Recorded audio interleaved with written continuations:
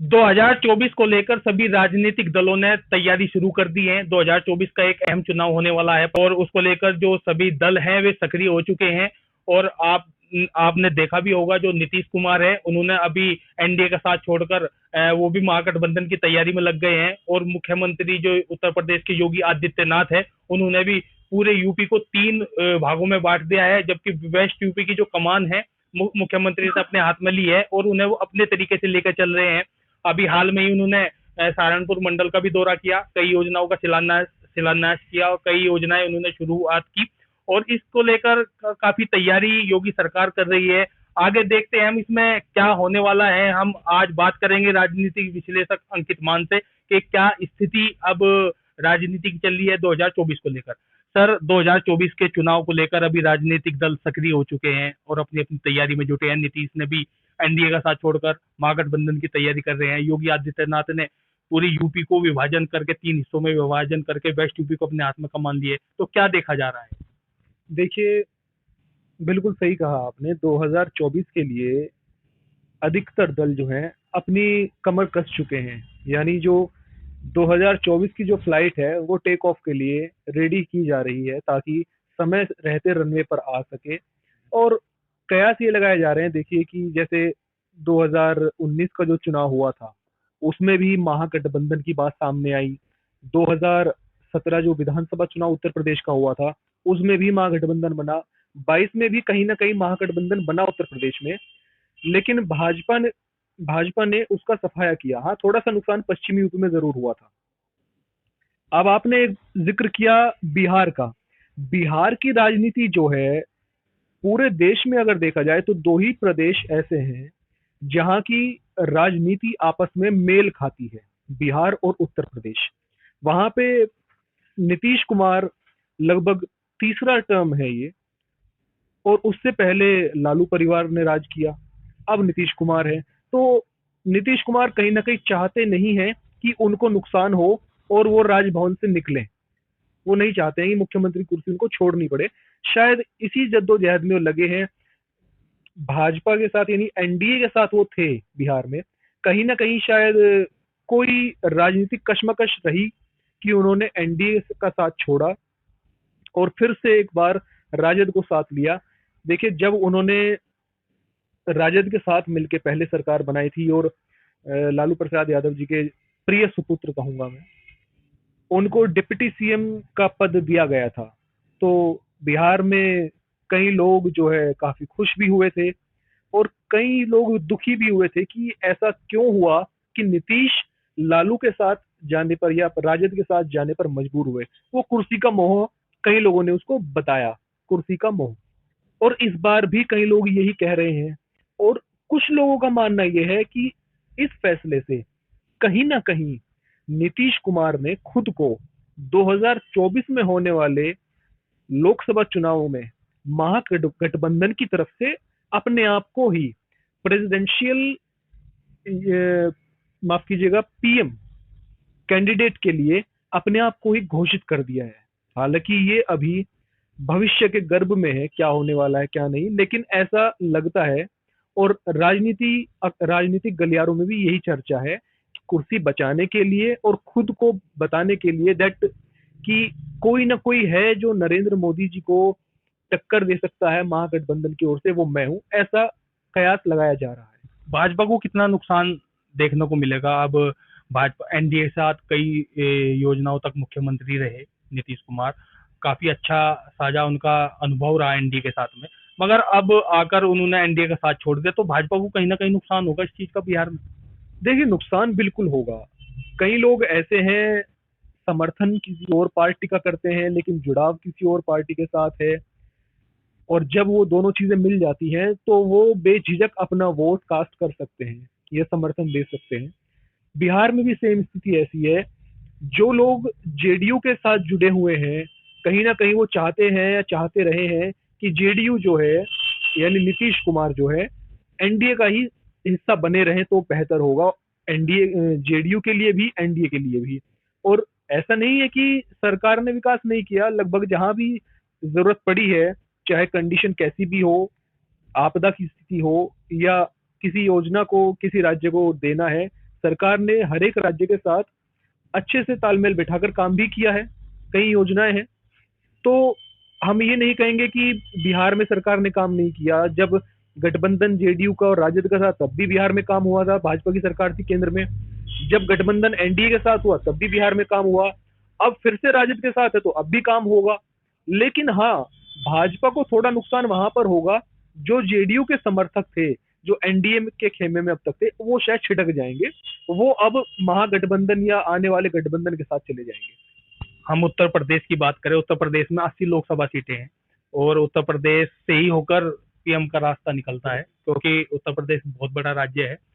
उत्तर प्रदेश की बात करें तो वेस्ट यूपी में अब की बार थोड़ा भाजपा का हल्का रहा, चुनाव 2022 का रहा, जो उसमें हमें देखने को मिला कि जो सपा पार्टी है और राष्ट्रीय लोक दल है, उनका गठबंधन आपस में रहा, उन्होंने जब चुनाव लड़ा। अब क्या स्थिति है, क्योंकि सपा भी एक्टिव रहेगी और जयंत चौधरी के सामने भी, तो भाजपा के सामने कोई चुनौती रहेगी जयंत चौधरी के प्रति? देखिए, उत्तर प्रदेश आपने जैसा बताया एक ऐसा राज्य है जहां पे लोकसभा की 80 सीटें, यानी दिल्ली का रास्ता यूपी से होकर गुजरता है। ये बात आज से नहीं, ये बात काफी समय से चर्चा का विषय रही है और सब जानते हैं। अब बात आती है उत्तर प्रदेश में भाजपा के सामने क्या चुनौतियां होंगी। बिल्कुल, अखिलेश यादव मंझे हुए नेता हो चुके हैं, क्योंकि पारिवारिक राजनीति का माहौल रहा है। राजनीति वो बचपन से देखते आ रहे हैं, पिता चाचा। उन्होंने इस चीज को परख लिया है कि मुझे आगे क्या करना है, वो अपने काम पर लगे हुए हैं। अब रही बात सपा के अलावा और क्या क्या, अखिलेश के अलावा जो उनके इस बार गठबंधन के साथ ही रहे हैं, यानी पश्चिमी उत्तर प्रदेश में जो फिर से एक बार उभर कर आए हैं, जयंत जी, उनके वो चुनौती अवश्य देंगे। क्योंकि 2019 में उनके पास एक भी सीट नहीं आई, 2017 में भी उनके पास एक भी सीट नहीं आई, लेकिन 22 में जो विधानसभा चुनाव हुआ उसमें वो 8 सीटें लेकर आए, यानी 0 से 8 पर आप देखें तो 800% की वृद्धि हुई है और ये बहुत अच्छी है। अब पश्चिमी उत्तर प्रदेश जो कहा जाता है, उत्तर प्रदेश का एक कृषि क्षेत्र कहा जाता है, किसानों का यहाँ पर दबदबा है। हर एक कास्ट में किसान है, उनका दबदबा, और वो किसान जो है कहीं ना कहीं मेजोरिटी जो है वो जाट कौम की है। और जाट कौम को कहीं ना कहीं ये समझा जाता है कि ये राष्ट्रीय लोकदल के ही है। ये भी एक मिथ है, मैं कहूंगा हर एक दल के हैं, केवल एक नहीं। लेकिन जयंत चौधरी को नेता माना जाता है जाट कौम का। अब जयंत चौधरी ने यहाँ पर पश्चिमी उत्तर प्रदेश में 8 सीटें निकाली हैं और बाकी जो अन्य कुछ सीटें हैं उस पर बहुत ही कम, मैं समझूंगा, प्रतिशत रहा है हार और जीत का। यानी इस बार जो 2024 का चुनाव होने वाला है, जिन सीटों को, विधानसभा सीटों को वो हारे हैं, उन सीटों पर शायद वो कहीं ना कहीं इन्फ्लुएंस रखेंगे कि भाजपा को तगड़ी चुनौती दी जाए। तो बिल्कुल भाजपा के सामने अभी तक तो शायद अखिलेश जी चुनौती के रूप में थे, लेकिन अब जयंत जी भी चुनौती के रूप में आ गए हैं और इनसे भी निपटना बहुत ही मुश्किल होने वाला है। वेस्ट यूपी की कमान तो योगी आदित्यनाथ ने ली, क्योंकि पूरे सूबे को 3 भागों में बांटा गया है और वेस्ट यूपी की कमान योगी आदित्यनाथ ने ली है।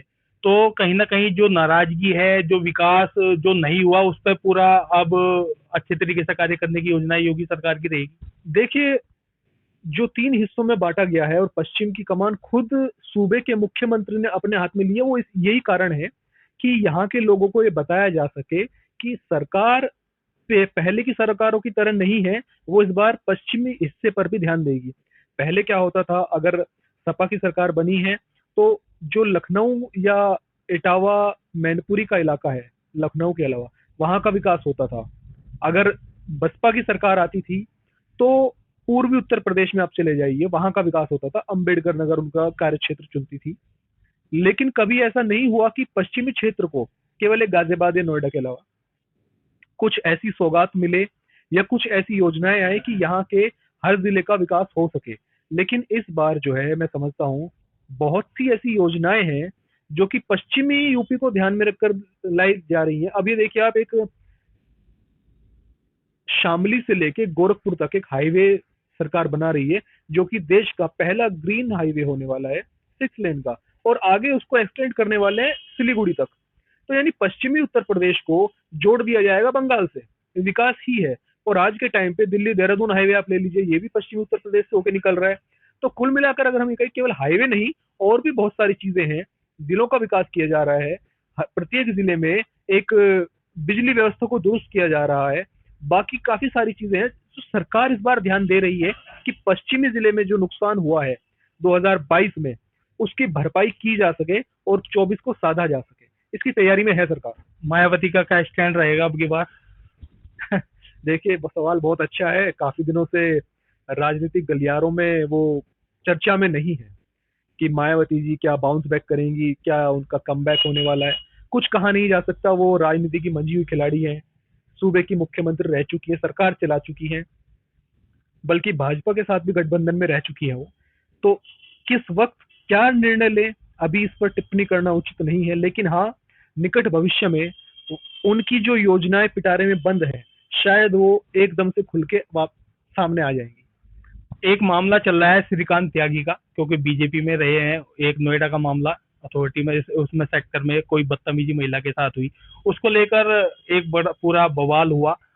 भाकियू अब उसके स्टैंड कर रही है, भाकियू उसका साथ दे रही है कि 21 तारीख में एक महापंचायत भी होनी है, उसको लेकर तैयारी की जा रही है 21 तारीख में उसके श्रीकांत त्यागी के पक्ष में। तो इसमें आपका क्या मानना है? क्या ये जो स्थिति राजनीति चल रही है, क्योंकि इसमें त्यागी वर्सेस पंडित ये सब राजनीति दिखाई दे रही है? देखिए, योगी सरकार की एक मैं बड़ी अच्छी बात ये कहूंगा कि वो समाज में कानून व्यवस्था को बनाए रखने के लिए कहीं ना कहीं भेदभाव नहीं कर रही है सरकार। ये मैं एक तारीफ जरूर करूंगा। श्रीकांत त्यागी जो हैं, उन्हीं की पार्टी के एक नेता हैं, और जिस रेजिडेंसी में वो रह रहे हैं या रह रहे थे, वहां पर उसी रेजिडेंसी की एक महिला के साथ बदतमीजी हुई, कहा सुनी हुई, गाली गलौज भी हुआ। तो सरकार ने तुरंत कदम उठाया और उनके ऊपर मुकदमा दर्ज कराकर गिरफ्तार भी कर लिया। अब बात आती है ऐसा क्यों? देखिए, हर कोई चाहेगा कि अपनी छवि को सुधार कर रखा जाए, बना कर रखा जाए। सरकार ने पहले भी ऐसे उदाहरण पेश किए, चाहे विकास दुबे का हो, चाहे ये ताजा मामला। विपक्ष भी सवाल उठाता आ रहा था कि तुम्हारी पार्टी का नेता है, पार्टी इसमें कुछ कार्य नहीं कर रही, इसके खिलाफ कोई कार्रवाई नहीं कर रही। अब कार्रवाई की है सरकार ने, तो अब जो विपक्षी है वो तो शांत है, मगर उसके बाद जो भाकियू है वो श्रीकांत त्यागी का पक्ष कर रही है कि उसके खिलाफ गलत कार्रवाई की है, गैंगस्टर की कार्रवाई की गई है। देखिए, ऐसा है, भारतीय किसान यूनियन सरकार के खिलाफ पहले भी थी किसानों के मुद्दे को लेकर, तब भी उन्होंने सरकार का स्टैंड नहीं लिया, तब भी विरोध में थे। अब बात आती है कानून व्यवस्था को लेकर। श्रीकांत त्यागी ने जो कुछ किया वो गलत था। किसी भी आम शहरी के साथ आप इस तरीके से बर्ताव नहीं कर सकते। और सरकार ने कानून व्यवस्था बनाने के लिए जो कार्य किया वो अपनी जगह बिल्कुल सही है। अब अगर त्यागी समाज ने एक पंचायत का ऐलान किया है और भारतीय किसान यूनियन ने उसको समर्थन दिया है, तो ये मैं समझूंगा एक कोरी राजनीति है सरकार को घेरने की। लेकिन इस पर भारतीय किसान यूनियन का क्या मत हो सकता है, क्या टेक हो सकता है, ये तो आने वाली पंचायत के बाद ही पता चलेगा कि आखिर ऐसा क्यों है। लेकिन मैं समझता हूँ आम शहरियों को परेशान करने वाला चाहे कोई भी हो, इसमें आप हो, हम हो, या कोई रूलिंग पार्टी का नेता हो, सरकार को उसके खिलाफ एक्शन लेना चाहिए, जो कि सरकार ने लिया। इसमें कोई गलत नहीं है। बाकी तो पंचायत एक बार हो जाए उसके बाद ही पता चलेगा। तो ये हमारे साथ राजनीतिक विश्लेषक अंकित मान थे। तमाम मुद्दों पर हमने इनसे बात की, 2024 के चुनाव को लेकर बात की, राजनीतिक दलों का क्या स्टैंड रहेगा इसको लेकर हमने बात की कि 2024 में जो गठबंधन है, जो नीतीश सरकार ने गठबंधन तोड़ा है भाजपा के साथ में और महागठबंधन की तैयारी कर रहे हैं योगी आदित्यनाथ पूरे यूपी में फिर से 2024 की लहर को लाने की पूरी कशमकश की तैयारी में लगे हुए हैं। तमाम मुद्दों पर बात की और आगे देखते हैं 2024 का चुनाव भी अभी दूर है, क्या स्थिति रहेगी, क्या राजनीति रहेगी, इसके बारे में हम चर्चा करते रहेंगे। हमारे चैनल को सब्सक्राइब कीजिए और लाइक कीजिए। नमस्कार।